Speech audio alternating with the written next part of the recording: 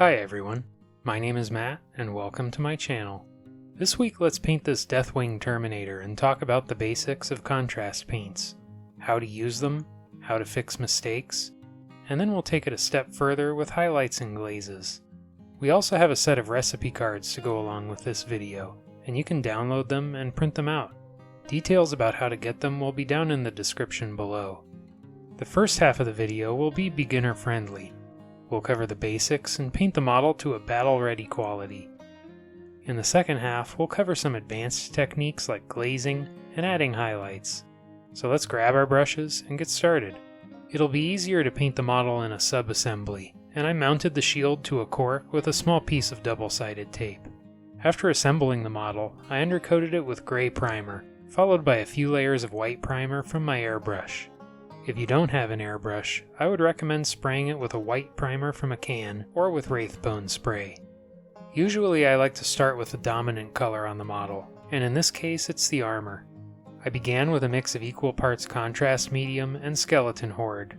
It's important to get the right amount of paint on your brush. Dipping it straight into the paint will overload the brush, so I like to start there and then run the brush along the edge of the well to take some off. After you paint a couple models, you'll get a good feel for how much paint to load the brush with. When using contrast paints, I like to work on one section at a time. Apply plenty of paint so it flows into all the recesses, but not so much that it runs everywhere. The more paint you have on your brush, the less control you'll have over it. It's all about finding the right balance between the two, which can be tricky to learn. On flat areas like Space Marine armor, the paint will tend to pool unevenly. If you want to achieve a smoother finish, you have a short window of time before the paint dries. While the paint is still wet, use very little pressure on the brush and try to move the paint around a bit. Direct the excess paint away from the raised areas and towards the recesses or wherever you want the shadows to go. The smoother you can make it now, the less touch-up work you'll have to do later. Once you're happy with the results, or if the paint starts to dry and get tacky, stop and move on to the next section. If there are any rough spots or if you make any mistakes, that's okay. Those will be easy to fix later. For very fluid paints like contrast and shades, I like to use one of these plastic weld palettes, and you can find them at most art supply stores. The well shape keeps fluid paints confined and prevents them from spreading out like they would on a flat palette. I like to do a lot of mixing, so I transferred my paints to dropper bottles, and that makes measuring a lot easier. Here's what the model looks like after the first layer of paint. I'd like to smooth out a couple rough spots and deepen the color in a few areas, and that's easy to do with a glaze layer. I diluted some skeleton horde on my palette with an equal amount of water, and with barely any paint on the brush, I painted a thin layer wherever I wanted to darken the armor. There should be barely any paint going onto the model, and it should dry almost as soon as it leaves the brush. You can paint as many layers as you like, one on top of the other, until you're happy with how it looks. I also looked for any areas where the paint dried unevenly, and built up some glazes in the same way. I painted the cloth next with Dark Angels green. Some of the cloth areas can be difficult to access, so take your time and paint it carefully. This is a really strong color, and it stains easily, so do your best to avoid getting any green on the armor. I'm not worried about getting paint on the other areas though, since I'll be covering those up with opaque paint.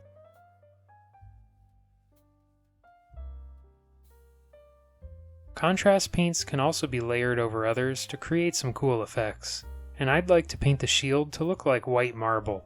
First I painted a few lines over the shield with Administratum gray, thinned with a small amount of water. I would recommend looking at photos of real marble for inspiration.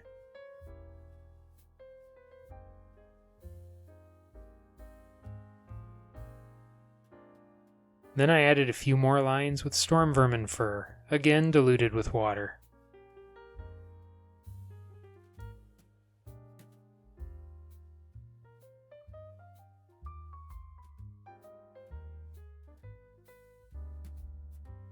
Next I painted all over the shield with a layer of Apothecary white contrast paint. This layer will tint all the layers beneath it and soften some of the sharp lines.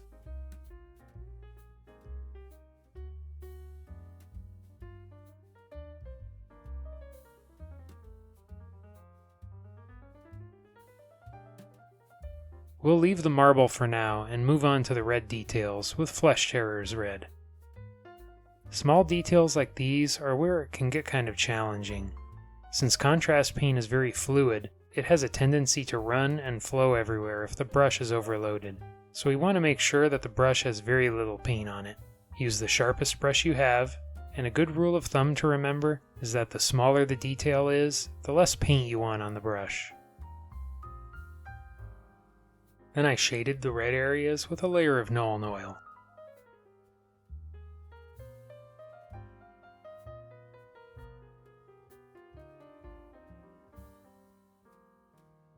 Next I painted the joints in the armor with Black Legion. The joints can be really tough to access, and some spillover is unavoidable.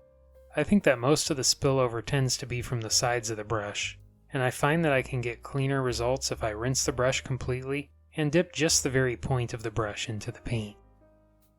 If you make any mistakes on the bone armor, that's alright, we can touch it up later. At this stage, I like to switch over from contrast to opaque paints. Since contrast paint is semi-transparent, it requires an even, light undercoat.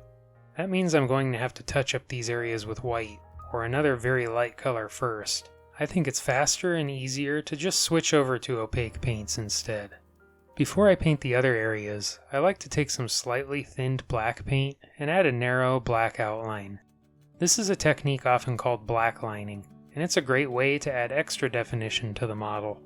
Sometimes it just isn't possible to paint a line that's thin enough, so I like to lean the brush onto the unpainted section. That way I can keep the line as clean as possible where it meets up against the area I already painted. It's okay if some black paint spills on the unpainted section, since I'm going to paint over that part later anyway. With all the blacklining done, next I switched over to opaque paints for the remaining base coats.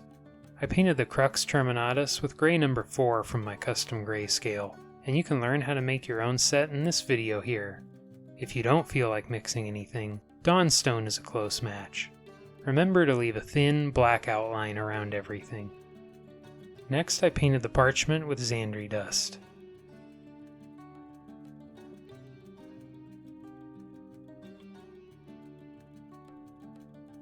Then I base coated the leather part of the scabbard with Rhinox hide.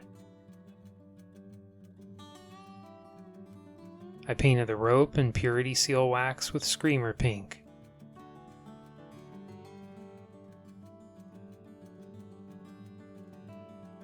Then I base coated the steel areas with Iron Hand steel.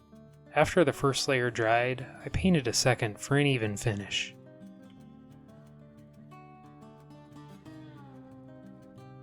I base coated the bronze areas next with Balthasar gold.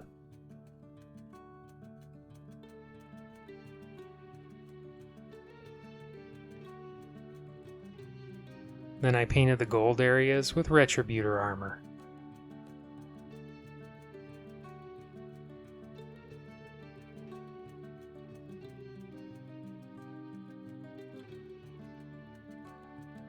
Finally, I base coated the feathers and bones with Offwhite.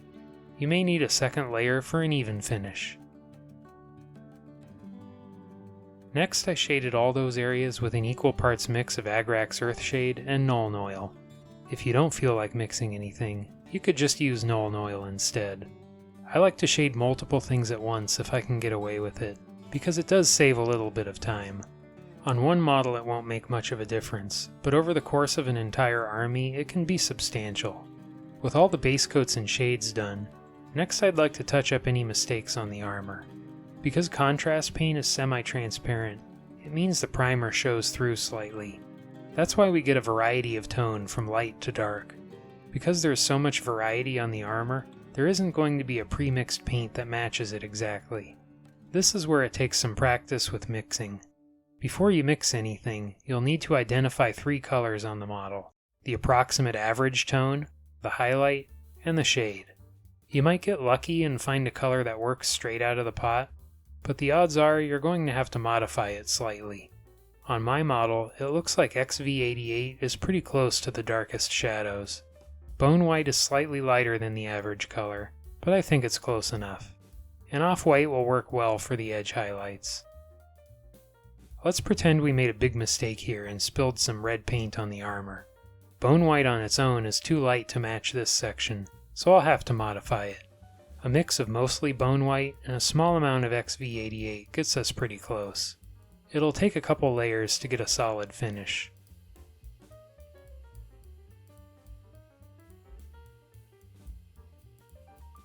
The color I mixed isn't exactly like the rest of the armor, but a thin glaze of skeleton horde gets us the rest of the way there. I looked over the armor for any other mistakes and touched them up, again with a mix of Bonewhite and a small amount of XV88. The exact ratios will vary across the model, depending on how heavy you applied the paint and how much it pooled. With all the mistakes fixed, at this stage you could base the model and call it finished, but I'd like to take it a step further with some glazes and highlights, so let's keep going. Let's get the armor out of the way first. One of the downsides of contrast paint is that it can pool and leave an uneven finish, especially on smooth surfaces like Space Marine armor. If you want a smoother finish, it can be done with some glazing. I'm using the same colors as before when I did the touch-ups. Look for any spots on the model where the paint pooled unevenly or got too dark. Mix a color that's as close as you can get to that area. Dilute the paint with some water, and with barely any paint on your brush, apply a thin layer on the model. The paint should dry almost as soon as it leaves the brush. If the paint runs off the brush or pools on the surface, it means your brush is overloaded. Build up layers until you're happy with the results, and then move on to the next area.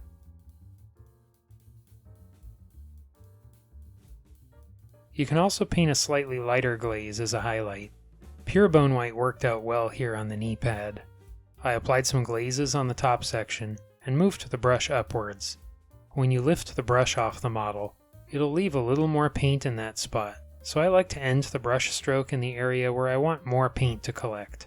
When shading, that means I move the brush towards the shadows, and in the case of highlighting here, it means moving the brush towards the highlight. Some of the rivets got covered up when I painted the glazes, so I touched those up with XV88, thinned with a small amount of water.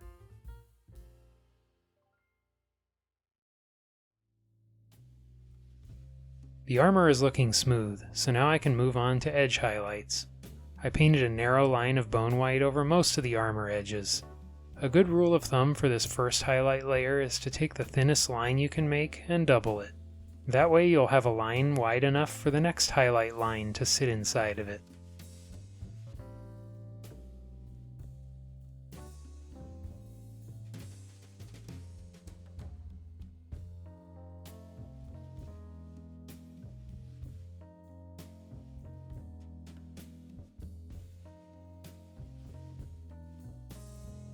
Next I painted a very narrow line of Offwhite on the sharpest edges and corners. Now is a great time for me to ask you to do those YouTube things that we all love so much.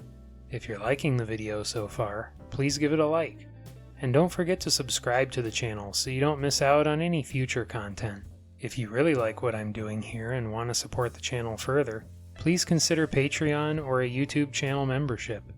We have some perks including a Discord server, printer-friendly PDF files of our new recipe cards, and early access to videos.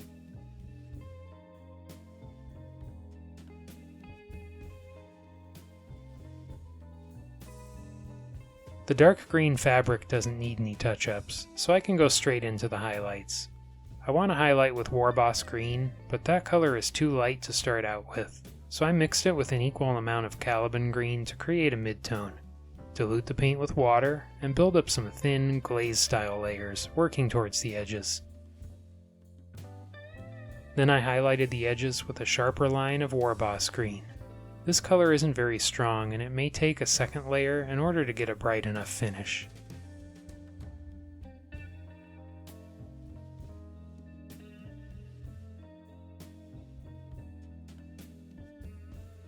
I painted one last highlight on the cloth with Skarsnik green. This color can also be kind of weak, and it may take a second layer.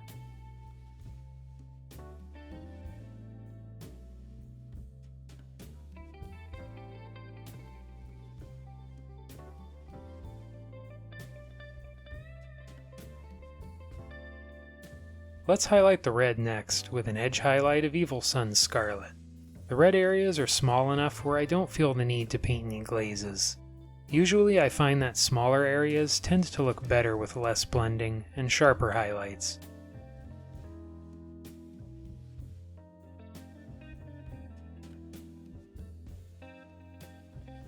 Then I highlighted the red one more time with a very sharp line of Jokaero orange.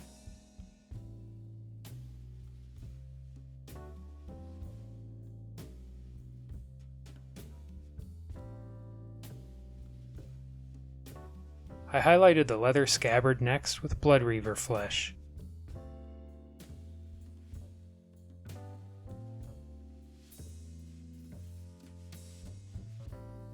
Followed by Knight-Questor flesh.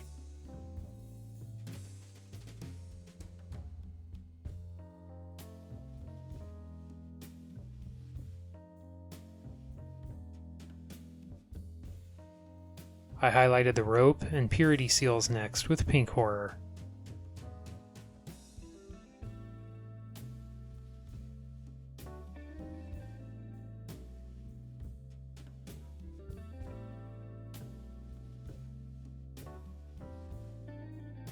Next I highlighted the parchment with Zandri dust. I want to avoid highlighting it too much, that way it stands out against the armor, so I'm going to stop after this highlight.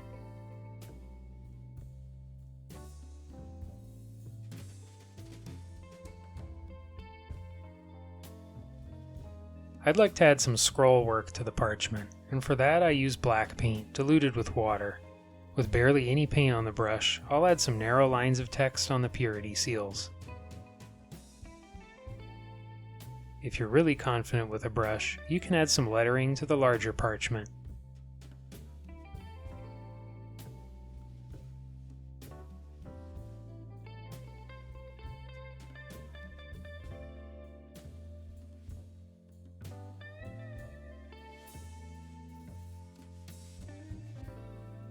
Once I was finished with the text, I painted over it with a thin glaze of Zandri dust.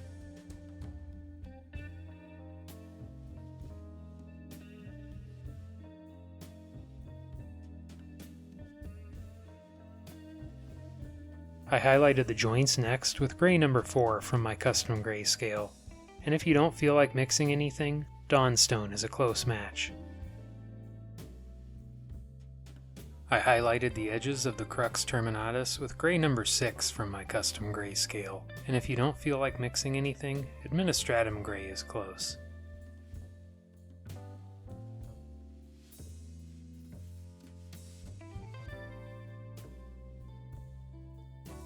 Next I highlighted the marble, feather, and bones with white paint.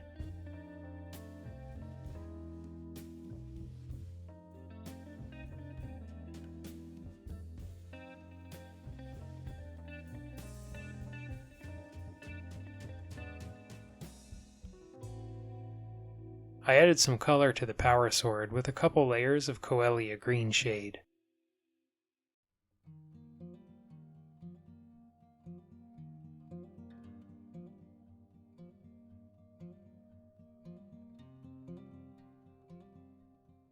After the shade dried, I highlighted the blade with a glaze of Iron Hand steel.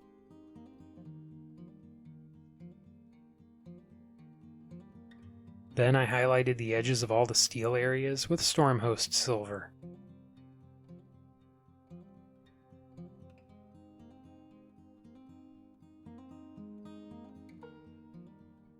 Next I highlighted the gold areas with a mix of equal parts Retributor armor and Stormhost silver.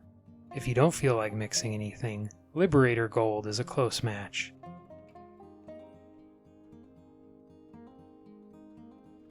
I highlighted the edges of the bronze with a mix of equal parts Runelord brass and Stormhost silver. If you don't feel like mixing anything, Canoptic alloy is close. Finally, I painted the eyes. Over a black undercoat, I painted the eyes with toxic yellow, leaving a narrow black outline. Next, I painted the eyes with Karandras green contrast paint, allowing more of the paint to pool near the top of the eyes.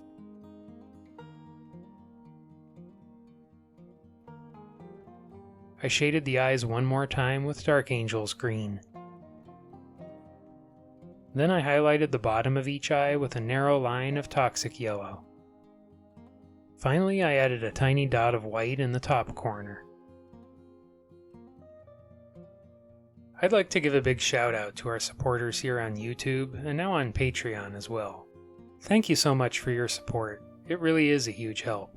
If you want to be like these amazing people and help support what I'm doing here, just click the join button down below or follow the Patreon link in the video description. Thank you. Contrast paint is really versatile, but just like any other technique, it has its strengths and weaknesses. I think the biggest takeaway for the contrast method is treating it like another tool in your toolbox. Use contrast when it's the most effective, such as heavily textured surfaces, and don't be afraid to use a different method if contrast isn't the best choice. On smooth surfaces like Space Marine armor, it takes a lot of extra work to make contrast paint look good. When it comes to Space Marines, I still prefer the traditional base, shade, and highlight method. What do you think? Do you like mixing techniques? Or do you like to stick to one method? Drop a comment below and share your thoughts. Well, that's it for now. Thanks for watching, and until next time, happy painting.